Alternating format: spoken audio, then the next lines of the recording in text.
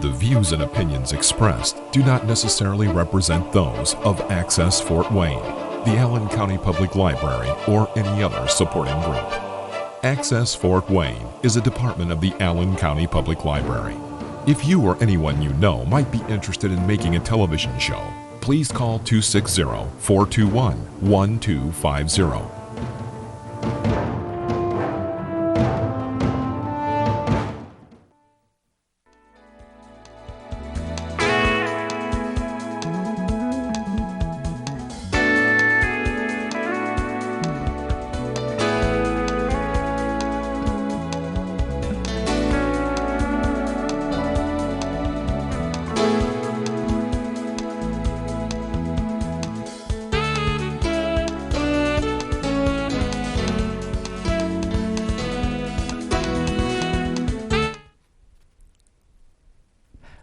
Welcome to the Cashman Mind, Body, Spirit Show. I think you kind of enjoy this little talk tonight because it's about memory. I think, therefore I am. So said Rene Descartes in 1637. He thought the mind really was separate from the body, that they were not interconnected with nerves and arteries. So he separated the mind from the body, but we know it's connected. I particularly know, since I was a neurosurgeon for 45 years, I operated on the spine and the brain almost every day. Our study of the mind and memory, the science has developed over the last few hundred years to a great extent. And they now realize that our memory, where is it located? For one thing, it's all over the brain, but there are specific areas, like the frontal lobe is more about cognition, the temporal lobes is more about emotional memory. The musical memory can be all over the brain, although it's more in the right parietal area. You know, this is the frontal area. The temporal lobes are here. Then we have occipital lobes in the back, which is more vision. But these are all interconnected by 100 billion cells, okay? And messages get sent down a nerve, okay? There's a cell that has a nucleus, which has the information of its formation, and then an axon, okay? Axon goes out from there and goes to a synapse. It doesn't just continuous all the way down to your foot. Okay, the periodical spaces called synapses.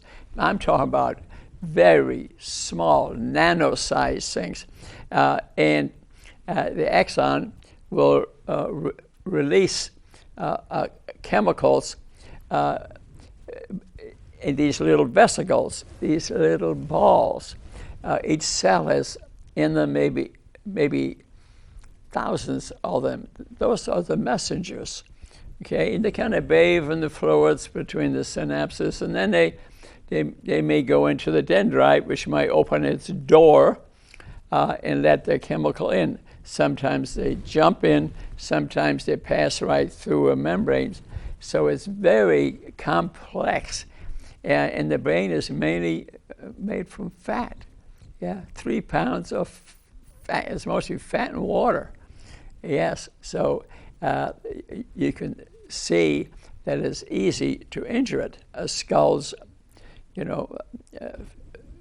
fairly thick, fairly hard, but you can break it. You fall down, you can break your skull, and any type of injury that you have to the skull. That's the reason when people are riding a bike or a motorcycle, they ought to be wearing a helmet. And I kind of wonder what happens to soccer players who are hitting the ball with the head, and it makes a 3-pound piece of fat and spinal fluid water shake. And you do that for years. You kind of, let's face it, there is some loss of brain cells. That has been proven. We have neuroplasticity. We can make some brain cells if we eat the right food, proper rest, reduce stress, don't drink alcohol, don't smoke cigarettes, we can build some brain cells. Yeah. Generally, though, we lose some brain cells every year. It starts around age 20 or so, and the brain builds itself from the day you're born. The brain really is not fully developed till age 21 or so. Marijuana smoking, for example, damages brain cells. So you can convert a smart kid into an average kid by brain cell loss if they smoke marijuana. Mm-hmm. Yeah, it does that. If you feed your newborn a lot of sugary foods, it damages the brain. And as we get a day older, we lose some brain cells. But if you have good habits, and I teach you about some of those, you can actually build them and replace them. So to have knowledge loss, cognitive loss from a day old as a day goes on, isn't that can be prevented in part, and you can be pretty sharp into your 80s and 90s. But if you're smoking, if you're drinking, eating the wrong food, alcohol is very destructive to the brain. I was a neurosurgeon, so I saw a lot of people with the skull off, and I look inside. If you drink a lot of alcohol, the brain can be tremendously shrunk, and the patients don't show a lot of symptoms, but after a while they do. I've seen people whose brain was that far off the skull. I did, yeah. I remember seeing some where the brain would fall to the other side, because this part of the brain is going away and is full of fluid. The brain would be like that, and yet talking to them, you wouldn't detect a lot of trouble. Obviously, if you give them a verbal test, for example, and they may be having more trouble, than I think. So the brain's very interesting. Let's continue on this trip. Remember, there's thousands of cells, and there are many interconnections, and there are diseases of the brain. Some of which, unfortunately, is when we're born. Down syndrome, for example, dyslexia. Then there are serious diseases of the brain. You hear about Alzheimer's disease all the time, which is partly genetic and partly produced by the things that person is not doing or doing. And that's the one you hear about the most, and we'll discuss that in more detail. Huntington's chorea is another one where they have abnormal movements, and that can be genetic and hereditary and a very serious problem. Ebbinghaus in 1850 to 1909 was his lifespan. He brought memory to the laboratory. They started studying it more, and the thing that he went about where are memory stored, specifically. But they're all over the brain, but there are some specific areas, like the amygdala, the medial temporal lobe, for example, has in it working memory. That's memory that you use every day around you. Then we have long-term memory. That memory has to pass through the medial temporal lobe and the amygdala, and then goes all over the brain. And it's dramatic when you think about it, like my mother, who lived till age 97. I don't think she really died. She just stopped. But she was having memory loss in the last few years. Her sister lived to the same age, had no memory loss. Her sister played cards all the time and listened to music and very social. I said my mother, as much as I loved her, wasn't quite as social or went out. She stayed home a lot, didn't read books. So I think some of her memory loss might have been because she wasn't using it. It was only in the last few years. So brain cells were dying out, but she wasn't building any new brain cells. That's sort of interesting. And but old memories, remember I said my mother, for recent memories, ask her what my name was in the last year or two of her life. She did not know. But old memories going years back, I could not believe the amount of poetry that she could recite, just like that, one poem after another. So I think in Germany in those years, they didn't have TV. They barely had the beginning of the radio. So in the schools, they taught them to memorize a great deal in poetry. And she remembered it. I bet she could repeat 10 poems in a row. I can't do that. I never could do that. Yeah, or sing a song, or words to a song from those years, from 1920s, 30s. She could just sing them for you, remember every word, but yet ask her what she did a week ago, she would not remember. But that's how the brain works, and we're studying it more and more. That type of memory called a non-declarative and declarative memory. And a non-declarative memory is reflexive. Like today, I played pickleball, and I've played tennis for many years.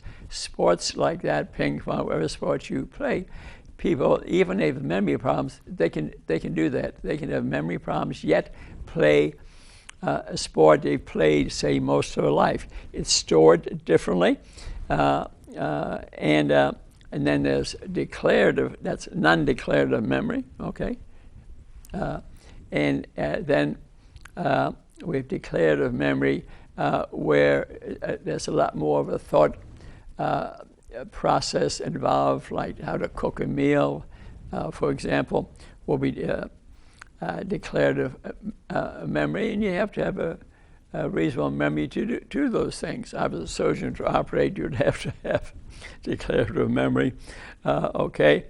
And remember, I told you those 100 billion cells. There's a cell, it has a nucleus in it, which has the information in it, how it's formed. It has an axon, which goes out from there, which will have in it little balls, which are your memory, thousands of them, and it releases them in the synapse. The next dendrite, which like that, and may pick them up and pass them on. And then this is based on ions, on minute electrical conduction, very low amount of energy, but it sends it on with flow of electrons.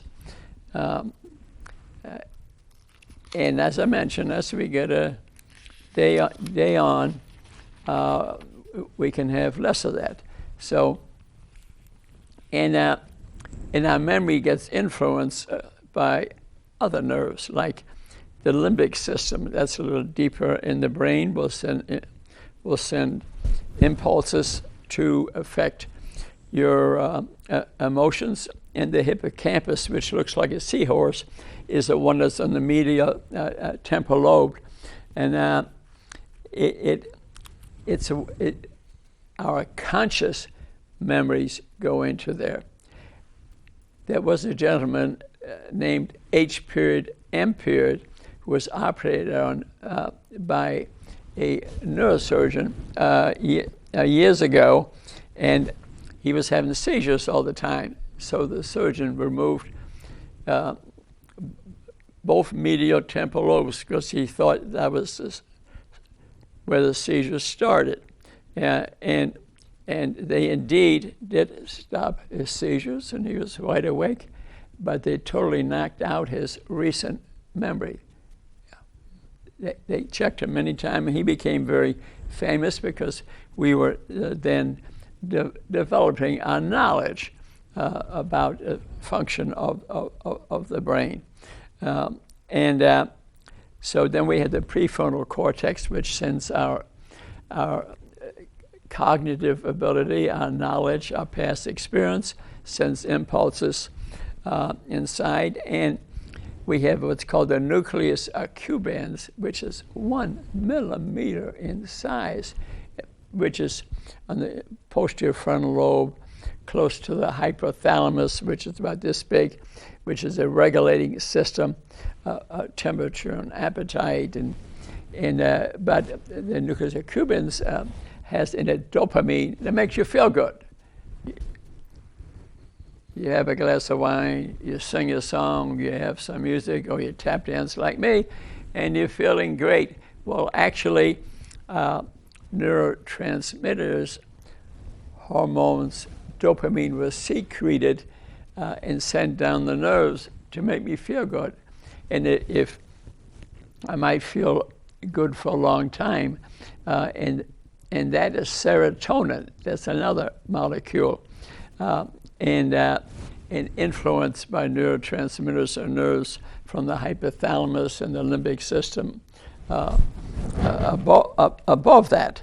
And then we have the smell nerves, the bottom of the frontal area, and they is a very large area. So we can send messages to the brain by something we hear, something that we see, but something that we smell. One of the major memory loss diseases, Alzheimer's disease, they think one of the first symptoms of it is loss of sense of smell, instinct, and then it can slowly progress over many years. Let me go here step by step a minute about Alzheimer's disease, which is the most common memory loss problem we see in society today. But the good news is, Dean and Asha Shahzad published a wonderful book, and I actually met them in person. They were in town, and I met with them. And they're from Loma Linda University out west. They've done a tremendous amount of research and wrote this wonderful book. There are a number of good books. I have another one right here, which I'll discuss a little bit later. I probably read 30, 40 books on memory loss to gain some knowledge. And Shahzad has in here the 7 stages on the road to memory loss and dementia. Let's go over those a little bit, give you some idea. Stage 1, preclinical, okay? He says that can last 20 or more years. But that, your appearance may be normal and you have occasional forgetfulness, but gee whiz. Who doesn't have that?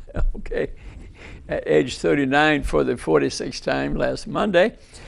Certainly, I have that, but I'm doing fine. I played pickleball and went to dinner with people who remembered their names and things of the present, things of the past. So, who knows? Stage 2 is mild decline. That can last another 20 years. Occasional forgetfulness, others may notice, can still do your daily activities. Other people around you may say something. But before I go on from there, I'd like to point out to people that losing some memory over the years is a normal process. But we can slow it down, we can improve it, and I would like to give a little warning here, little warning, okay? Not to make a big deal of it, it's part of life, okay? It can be advanced thing that may be a little different. I mean, if the person is belligerent and punches you, well, that's something you got to do something about. But I'm into people forgetting names. They can't remember your name, or they may not be listening to when they heard your name. And you can cause a spouse or a child or a grandparent to live into the role. If you remind them every time they don't remember something, you're causing them to live into the role. I remember a lady years ago, as I was walking in the hospital, she passes me to see the neurologist to get, I said, oh, because I operated on the previous week, a week or two ago, and I said, oh, she didn't have an appointment with me. I said, what are you doing? She said, I'm going to see one of the neurologists, and they're going to do a bunch of testing on my husband because he's missing a few words. I said, well, what's he been doing? He says, oh, he does the farming for my son. You see my point? You know what I was worried about? She's causing her husband to live into the role. If he is doing the farming for her son, driving a car, and having just minor symptoms, I'm just saying, my suggestion, don't test them. Because if they may come up in this test to the next test to the next test, and before you know it, they're doing something when he's functioning normally. Don't live into the role. Don't get other people to live into the role. All right, we talked about the two stages. Those are the ones you could cause them to live into the role. Number 3, mild cognitive impairment, 1 to 3 years. Okay. Forgetfulness noticed by others, okay.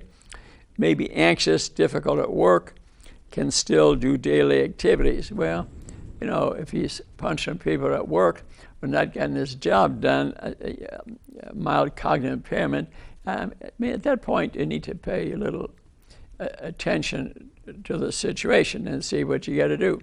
Maybe it needs to be tested, but you know, there are also things we can do to improve our memory. And right there, we could have been doing them at stage 1, 2, but here it's very clear. Maybe, you know, exercise more, reduce stress, treat any depression there might be, get them to enjoy life a little bit. Maybe have them take tap dance lessons like I do. Okay. And then we get stage 4, mild to moderate dementia.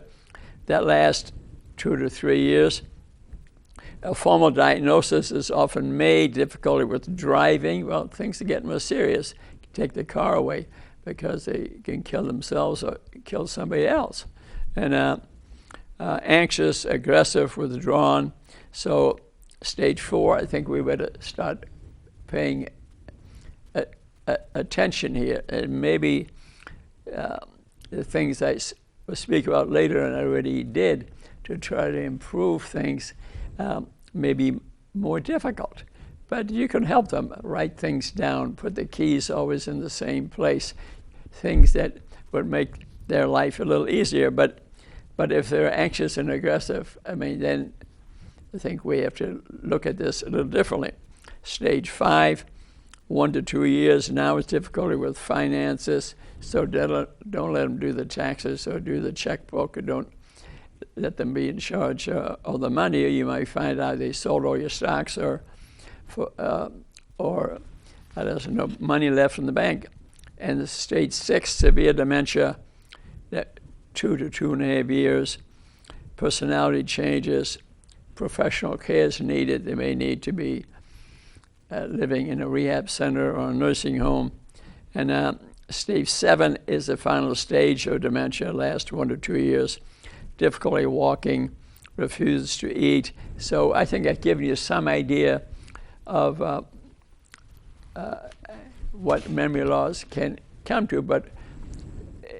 And the beautiful thing that he mentions in this book is that a majority of the patients, if we pay some attention to teach them how to increase activities or take up activities or do video games online or look at puzzles or play cards. Remember I mentioned my mother's sister who played cards every day.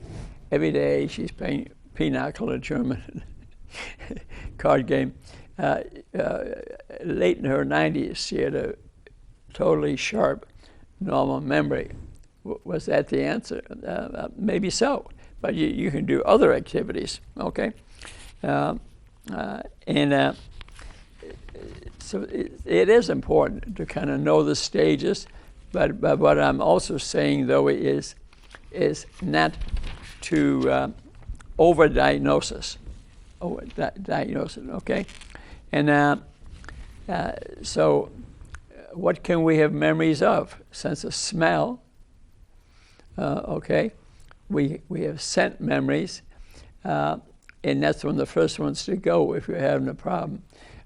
We don't recognize anymore the difference in the scent of the flowers or perfume,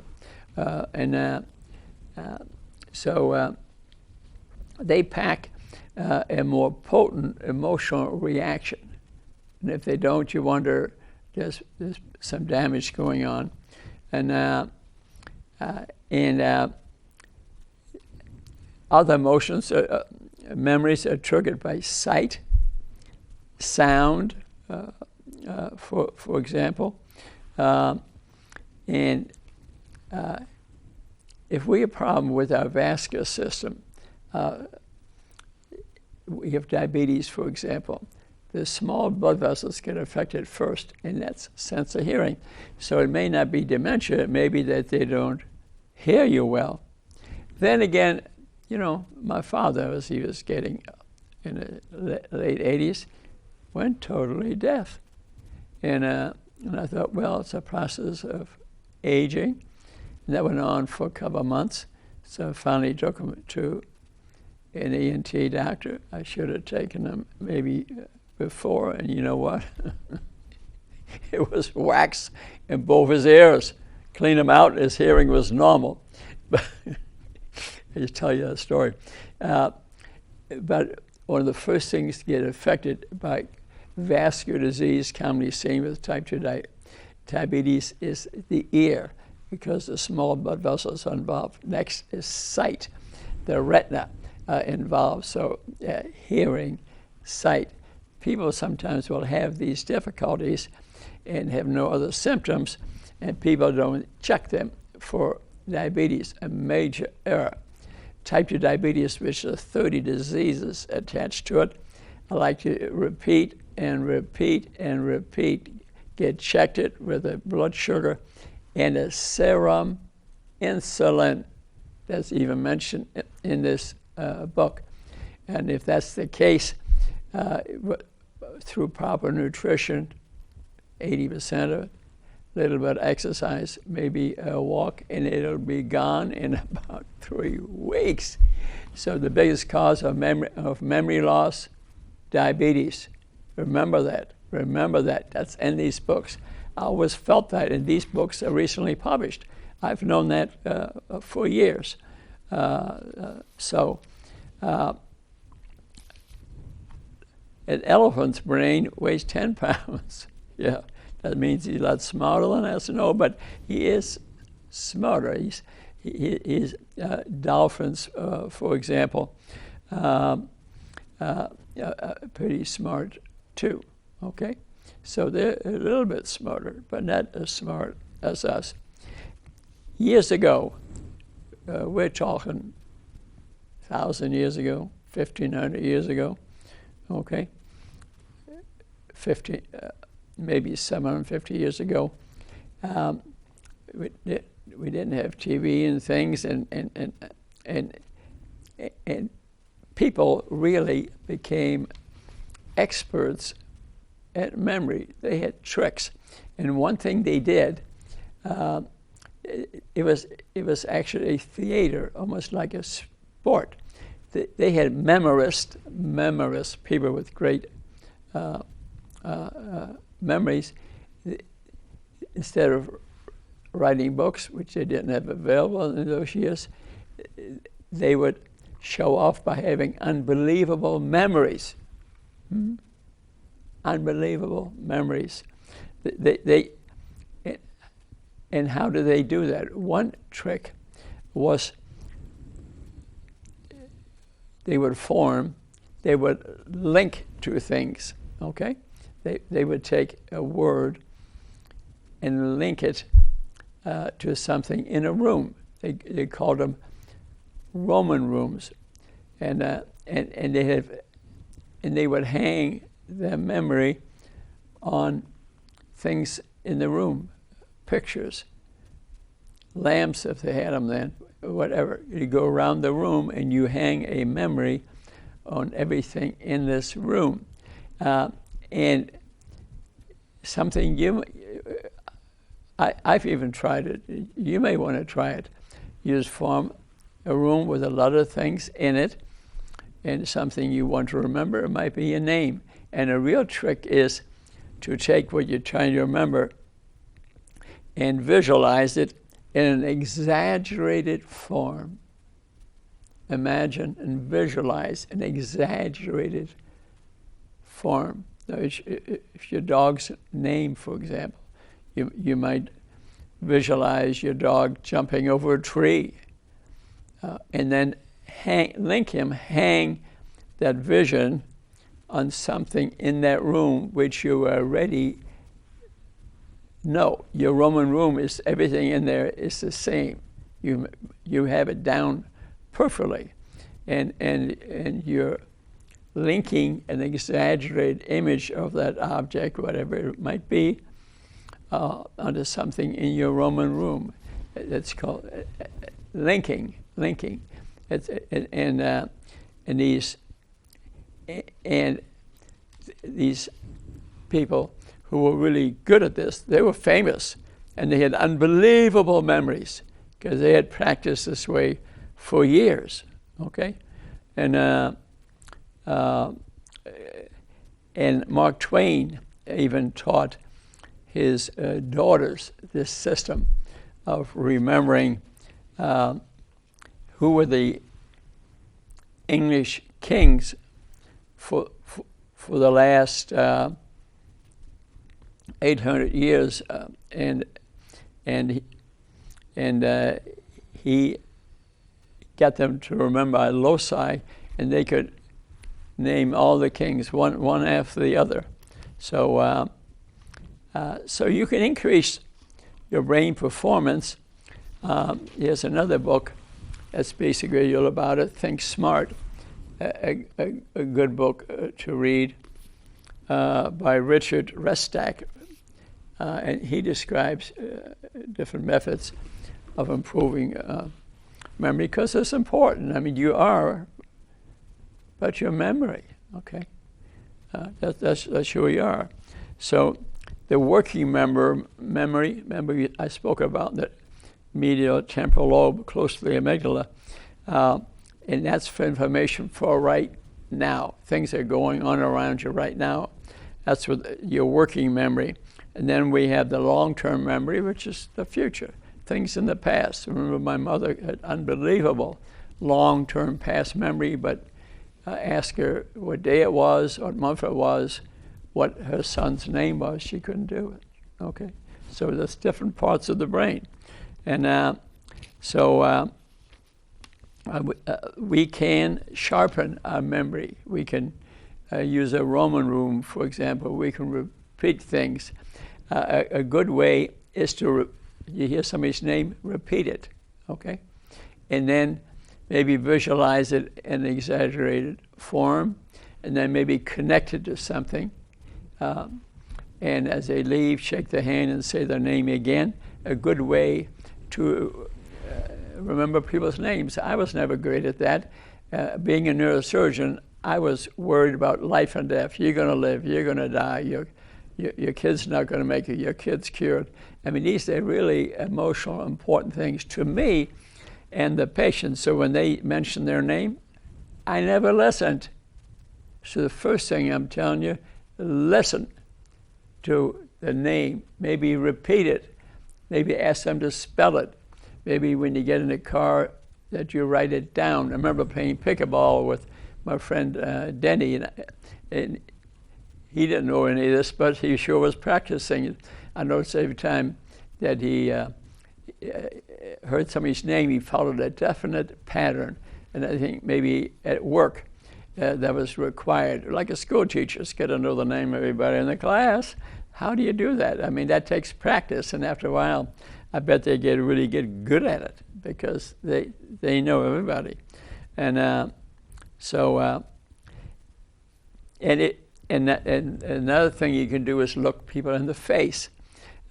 So your visual memory is the easiest and the best of all the memories. It's better than hearing it, better than smelling it, better than touching it, is to see it. So our visual memory lasts quite long. We may have lost our verbal memory, but still have a visual memory, and that's why maybe playing sports and things with visual, that stays on longer.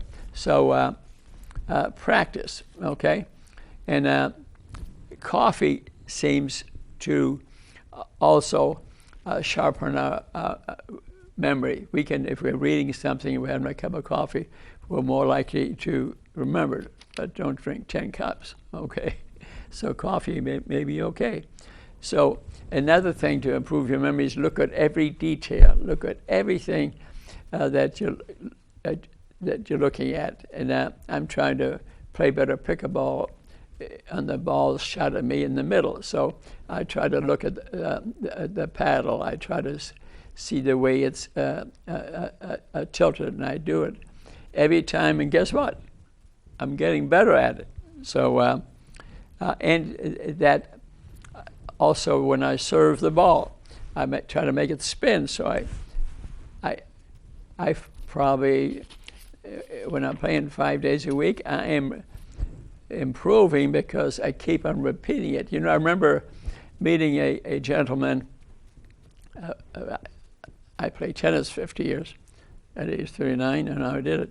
And I remember being in Naples, Florida, and the guy taking a lesson before I was taking a lesson, even at my ages. The gentleman said, "That's the most unusual guy you just gave a lesson to." I said, "Why is that?" He picked a spot on the tennis court, and he told me he wanted to hit 10,000 balls to it. I knew the guy's name. Why was that? Because I had read a book with the gentleman from New York. That's the way he practiced. And sure enough, if it wasn't that guy, the coach almost fainted. Yeah, he was from New York City, and he became a world champion player. And another way of improving your memory is to record it and to listen and to maybe visualize it in your eyes and repeat it. Touching things improves memory too. It's not as good as visualization, but it gives information. Now, some people can touch a deck of cards and tell you how many cards are in it just by the feel. They've done it so many times, they can tell you exactly to the card because of the height of the deck. Again, that's people who have done it many times. The card dealers in Las Vegas, they might be good at it. I know somebody in town that was really good at it, and then he'd go gamble in Las Vegas. Yeah, and he was good at memorizing numbers too. And that's illegal, actually, I think, but he did it, and I think he made a lot of money, although they knew how to look for that. And but as I mentioned before, in Alzheimer's disease, the loss of sense of smell is one of the first things that comes along. And improving your memory too can be done by finger dexterity. Can have value. So playing the piano is a good idea. In my basement, I've got a couple of pianos there, and I play a little music every day. I'm not great at it, and maybe actually I can't believe it. I studied as a child in New York City. I live in New York, and I can prove it. I played the piano at Carnegie Hall Accordion too. I have pictures to prove it. But I was never really great at doing it. I just repeated, rehearsed it. So when I still can remember me walking into the hall, and that I had repeated it so many times that I could play it without a problem. But if you had asked me, named a song and asked me to play it, I wouldn't have been able to do it. So I rehearsed it many times. My brain got it down. I was more busy playing tennis and baseball. I wish I had continued with it, but at this older age here, I've played the saxophone, tap dance still. It helps my pickleball because I'm moving the feet. I play a little piano. I listen to music in my car all the time. I now have a speaking thing, and all I got to do is, is say, Siri, play Adelaide, Moving in the Deep, like I did driving here. I feel good. So I'm playing music while I'm driving. I can do it through voice. I mean, that's something I hope makes this guy up here stay alive. So memory is an interplay of many things, of vision and touch and proprioception, and speaking and hearing and smelling. So we can, and exercise improves memory a great deal. So I encourage you, do whatever you can do. You know what I mean? Maybe not everybody can play tennis or pickleball or golf. Take a walk. I take a walk in the mornings, almost every day. I don't care how cold it is. I just dress to whatever the temperature is, and like spring is coming out now, and I look at the leaves. I look at a few of the flowers that come up. Birds are following me. They tweet at me, and I whistle back, and all mental activities which make me feel good, but I think maybe improves my memory too. I do about 45 minutes of that every day, and even the deer will stop, put their ears up, and wave their tail. I think we're friends. I have an hour right now. Not everybody loves geese because of what they do, but I've got a pair that made a nest, and I just kind of wonder if that, and I feed them, by the bird feeder, and I wonder if, I don't know if it's a male or female, they look alike, but he's standing on a rock on this morning when it's just getting light, and I'm reading, maybe preparing for this. He's there staring at me. Then I went to the basement the other day, work on the computer, computer screen lights up, but there's a back door with a window, big window, the door is a window, and who's standing there looking at me? It's the goose. I mean, you kind of wonder if not we're connecting, okay, but that's something to speak about. It makes me feel younger. Another good exercise is Tai Chi, one of the most effective long-term approaches to memory. Because it takes some thought, it relaxes you. You have to remember the pose. So I think that's an excellent way to improve your memory. Now we've heard of the Mozart effect, and how did Mozart get so good at music? Well, his mother and father, were musicians, play music all the time. But while Mozart was living in the uterus of his mother, she was singing to him, playing piano and violin to him while he's there. And in a genetic script of a baby, something called telomeres, at the end of the chromosome, they're not fully developed. And you can write the genetic script on there by doing this, by singing to them, by activity. And mothers who play music when the baby is in uterus, a great idea, because the genetic script has not been totally written, and is blank and is waiting for information to come in. Also has affected this genetic script what they're eating. Are they smoking? Are they consuming alcohol?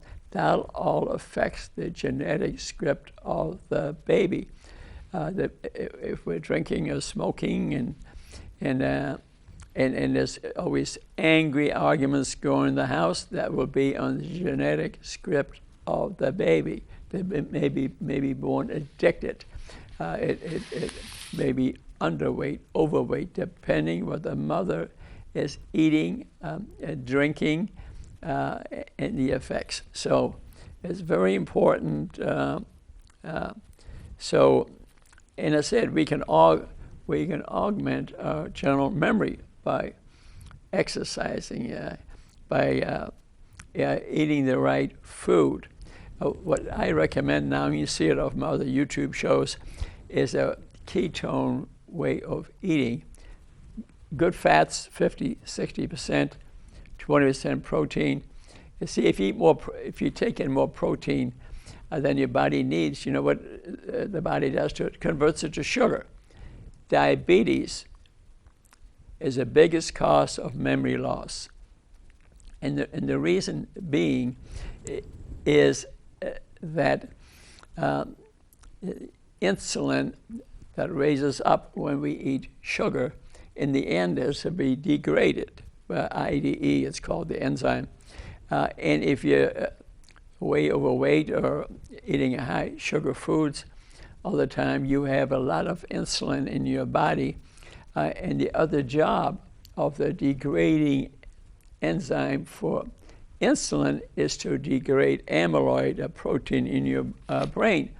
And if there's not enough IDE available because it had to degrade so much insulin because of your poor nutrition, the amyloid then forms plaques and fibrillary tangles in the brain and increases memory loss, and that's the biggest cause of memory loss in diabetics. I would say 50-70% of memory loss problems are from diabetes. There are other diseases. We mentioned some of them, and we'll mention some more. But that's the biggest cause of memory loss is preventable by proper nutrition and exercise. And if you follow a keto way, it's quicker.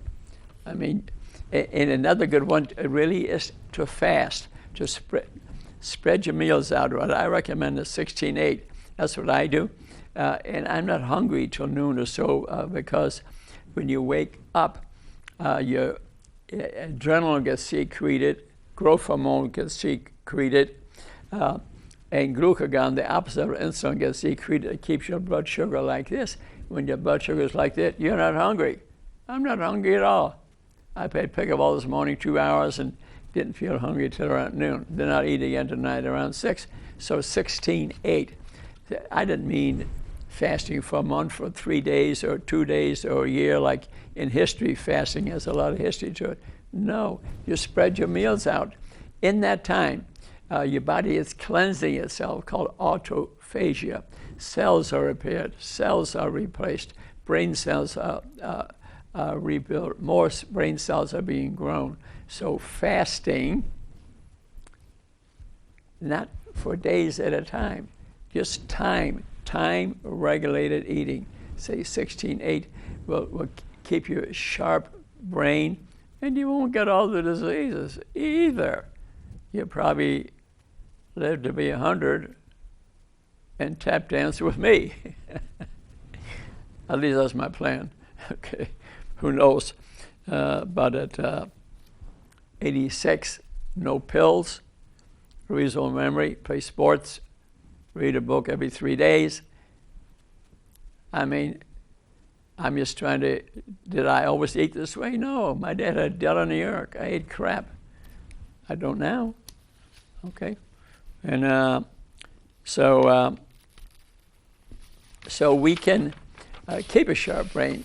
So we don't want to damage the hippocampus. That's the part that's the medial part of the temporal lobe, because we'd have trouble putting memories in there, okay? Depression does this too. Depression has a big effect on memory, so it's important to avoid that.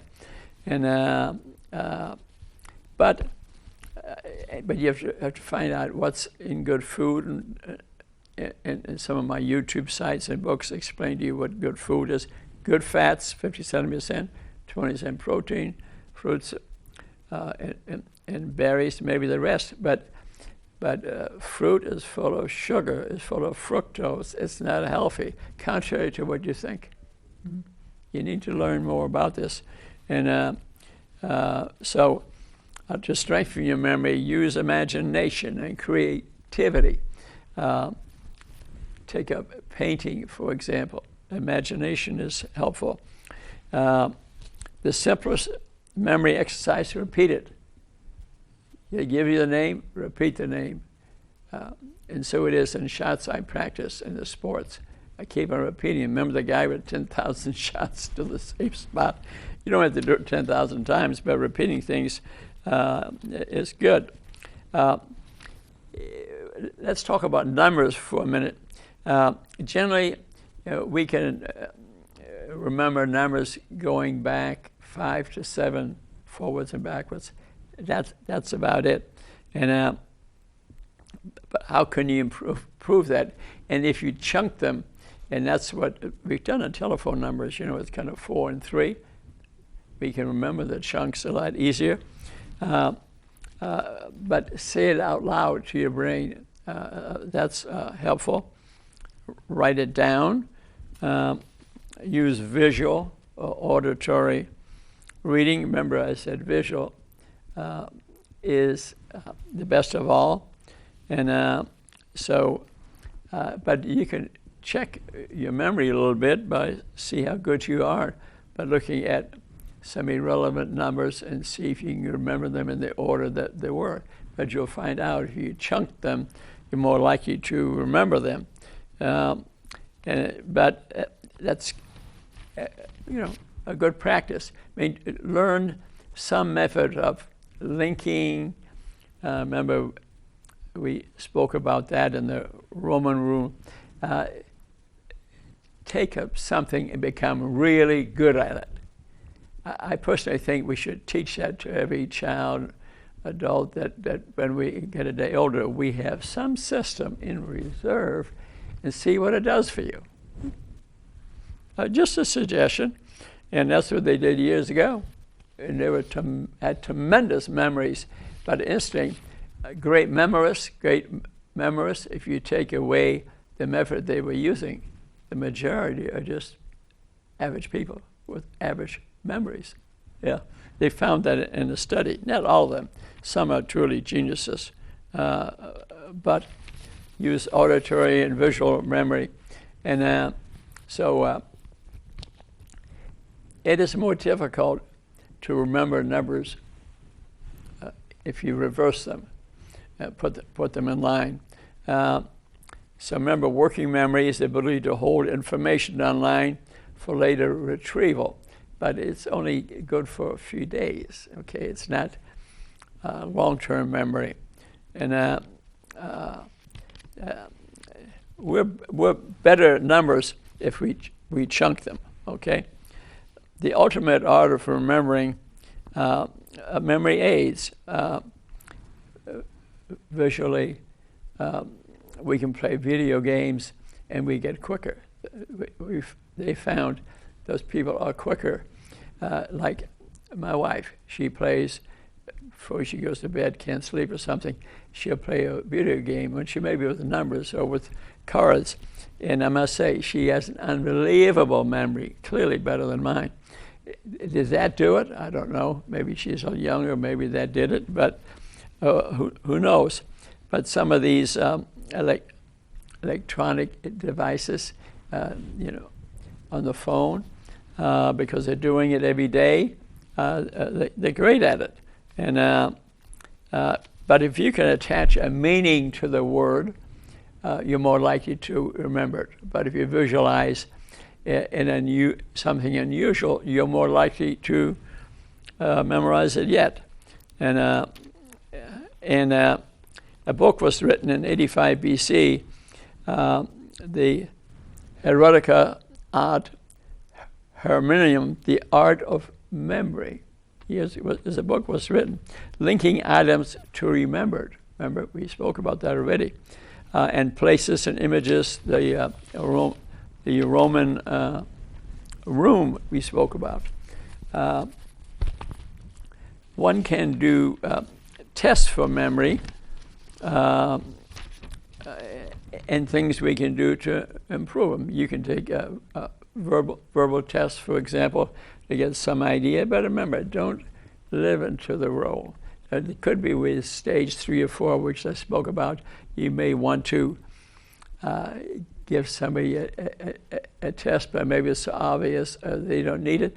But if you take a person with a little bit of memory loss, you give them all kind of testing and you check the steroids and all sorts of things, and you may find you're causing them to live in the role. But then again, if they haven't had a blood sugar or a serum insulin lately, that's important, because then you could catch that very early, get rid of their diabetes probably 2 or 3 weeks, and prevent them from developing advanced dementia.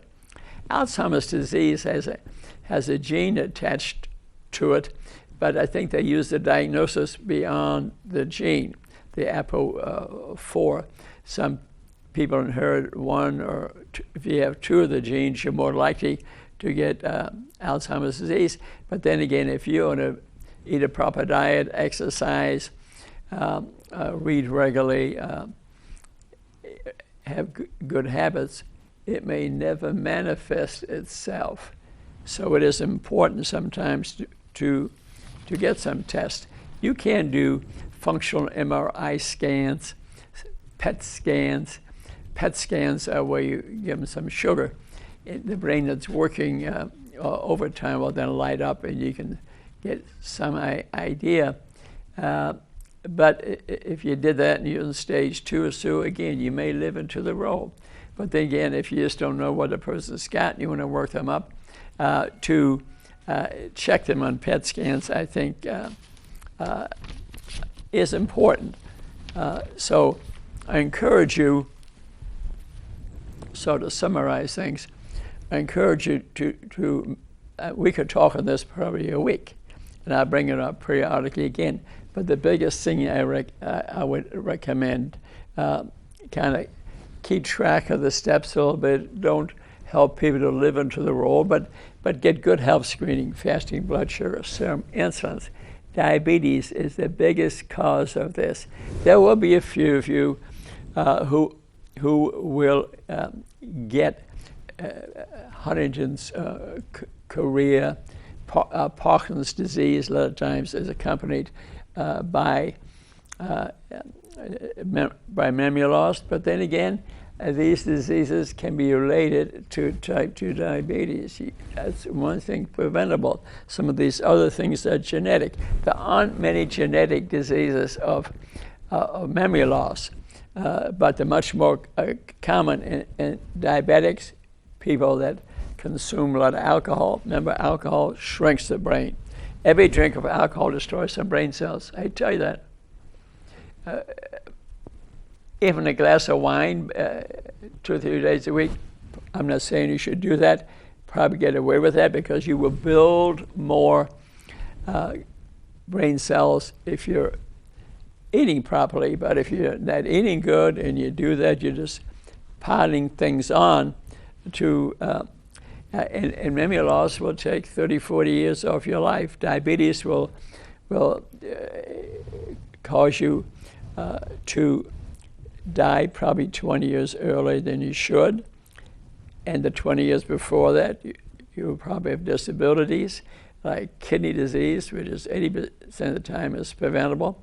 Most doctors, I don't think, are ordering the serum insulins. They screen you. Oh, I'm not diabetic, and all they had is a blood sugar. I don't know if you had it or not. Get a serum insulin. If that's under 5, well, you don't have diabetes. Okay, do that. Don't. I speak about that all the time. That's in many books. So, in summary, the Alzheimer's Solution by Chazet, a great book. Think Smart is a book I showed you already. And here's the other one, The Better Brain Solution by Stephen Masley. you might not have been able to see that. But the great books. Look at YouTube. Rudy Cashman, YouTube, 500 TV shows. You can get a lot of information out of there, especially other lectures like this, but one's about how to avoid diabetes, or talk to me in person. That's okay too. At the Divine Cafe in town here, I see people for free on Fridays. I'll be there tomorrow at 11:30. And I see them for free to educate people. I do it because I care about you, and I'm a doctor, for Pete's sake. That's my job. Thanks so much for listening.